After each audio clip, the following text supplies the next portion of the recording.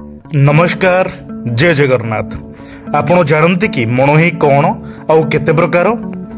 आसंतु जानिबा आज सही विषय रे। महाप्रभु श्री जगन्नाथ नीतिकांति ठारू आरंभ करी प्रचलित विधि व्यवस्था सबु किछि स्वतंत्र। सेमिति भक्ति भावना रे महाप्रभु को भोग अर्पण करने को कह जाए मणोही। एही बळी 7 प्रकार मणोही व्यवस्था श्रीमंदिर रे प्रचलित, जहा भक्त और भगवान मध्य आपणा पुणियार प्रतीक पलटिछि। महाप्रभु श्री जगन्नाथ ओडियांक परम आराध्य, ए जातिर प्राण परिचय।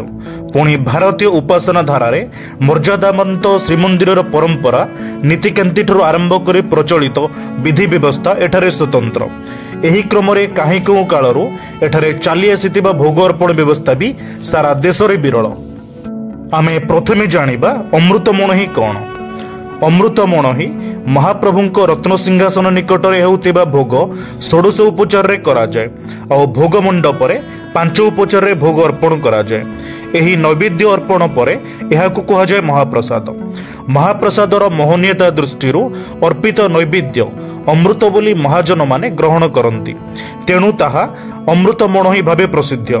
एहाकु मध्य संकुड़ी भोग कहा जाए बा संकुड़ी मणोही। द्वितीय हेउछि शीतल मणोही। श्रीमंदिर रे संकुड़ी मणोही परी रही शीतल मणोही व्यवस्था। रंधा नैवेद्य को संकुड़ी मणोही एवं फलमूल खई कोरा तथा तत्जातीय नैवेद्य को कह जाए शीतल मणोही। एही शीतल मणोही श्रीमंदिर, श्रीगुंडीचा मंदिर एवं रथ उपरे श्री विग्रह माने थिबा बेले संपन्न होइथाय। श्रीमंदिर उपरे होइछि 18-12 आक्रमण। एही समय रे महाप्रभु केतेबेले नदी बक्षरे, केबे चिलिका बक्षरे, केबे गिरी कंदर रे, तो केबे पहाड़ गुंफारे, केबे सुधालिप्त मंडप रे, तो केबे आश्रम रे, पुणी केबे कोनसी मंदिर जगमोहन रे लीला करिथिले। सेतेबेले भी शीतल मणोही समर्पित होइथिबा कथा मादळा पांजीरु जणा जाय। तृतीय हेउछि सर्प मणोही। अनेक आलोचक सर्पा मणोही शब्द व्यवहार करिसंती, वास्तव रे एहा हेउछि सर्प मणोही। सर्प हेउछि कुंडलिनी शक्तिर प्रतीक। कुंडलिनी शक्तिर साकार एवं निराकार रूप हेउछन्ति महाप्रभु। कुंडलिनी को ब्रह्म स्वरूप रे ग्रहण करा जाए। साक्षात ब्रह्म को भक्तिर सहित समर्पित भोग ही सर्प मणोही भावे विदित। भोग समर्पण कला बेले कुंडलिनी मुद्रा रे एहाकु महाप्रभुंक उद्देश्य रे उत्सर्ग करा जाए। आड़प मंडप रे, रथ उपरे, रथ दांड रे एवं जगमोहन रे एही परि मणोही होइथाय। बड़दांड रे पोड़पिठा भोग मध्य एही मणोहीर अर्पण करा जाए। भक्त माने बड़दांड रे रथ उपरे महाप्रभु विजय करिथिबा बेले जो भोग अर्पण करंती ताहा मध्य सर्प मणोही पदवाच्य। चतुर्थ हेउछि चक्र मणोही। श्रीमंदिर रे श्री चक्रराज प्रतिनिधि भावे श्री जगन्नाथंक जगत मंगल लीला करिथांती, तेणु श्रीमंदिर उपरे थिबा नीलचक्र श्री चक्रराज सहित समान मर्यादा रे भक्त भक्ति भाव समर्पित करिथाय। शास्त्ररु जणा पड़े 6ष्ठ शतक रे एही परंपरा थिला। साधु संत और भक्त दूररु नीलचक्रं को प्रणाम करी महाप्रभुंक प्रति भक्ति निवेदन करिथांती।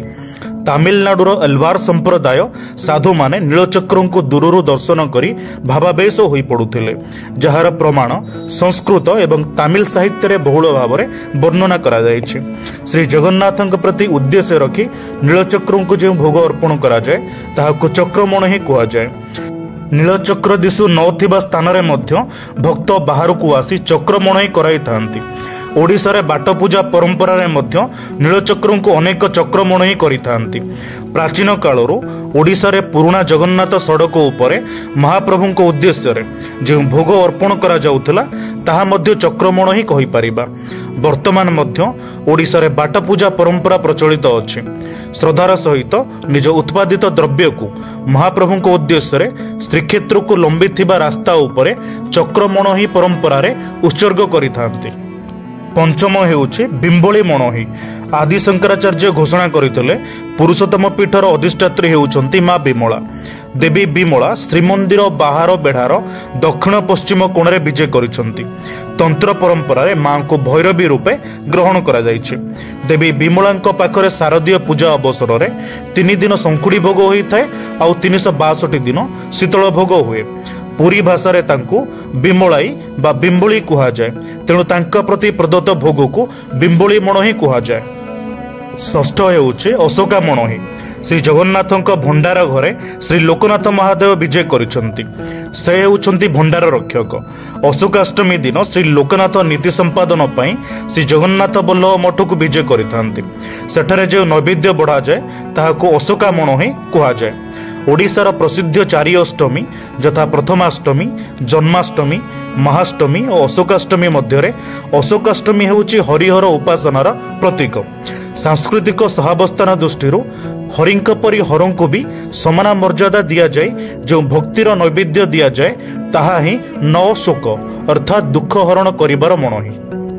ସପ୍ତମ ବା ଶେଷ ମଣୋହି ହେଉଛି ବୀର ମଣୋହି।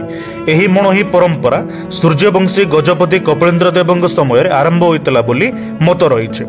ଗଜପତି କପିଳେନ୍ଦ୍ର ଦେବ ବିଜୟନଗର ରାଜା ମଲ୍ଲିକାର୍ଜୁନଙ୍କୁ ପରାସ୍ତ କରି ଫେରିବା ପରେ ପୁରୁଷୋତ୍ତମ କଟକ ଅର୍ଥାତ୍ ପୁରୀରେ ବୀର ମଣୋହି ଅନୁଷ୍ଠିତ କରାଇଥିଲେ।